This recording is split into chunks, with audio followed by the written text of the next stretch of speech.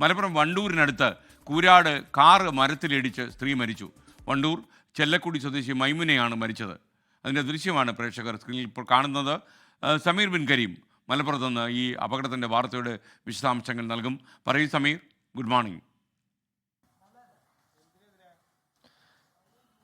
Very good morning എസ്കേൻ. കഴിഞ്ഞ രാത്രിയിലാണ് ഈ വാഹനാപകടം സംഭവിച്ചിരിക്കുന്നത്. വണ്ടൂരിനടുത്ത് കൂരാട് എന്ന് പറയുന്ന സ്ഥലത്താണ് അപകടം ഉണ്ടായിരിക്കുന്നത്. ഇന്നോവ കാറാണ് ഈ നിയന്ത്രണം വിട്ട് സമീപത്തുണ്ടായിരുന്ന മരത്തിൽ ഇടിച്ച് തകർന്നിരിക്കുന്നത്. ഈ അപകടവുമായി ബന്ധപ്പെട്ട് ഒരാൾ മരിച്ചിരിക്കുകയാണ്. കരിമ്പന വീട്ടിൽ മൈമുന എന്ന് പറയുന്ന സ്ത്രീയാണ് മരിച്ചിരിക്കുന്നത്. ഇവർക്കൊപ്പം വാഹനത്തിലുണ്ടായിരുന്ന 6 പേർക്ക് സാരമായ പരുക്കേറ്റിരിക്കുകയാണ്.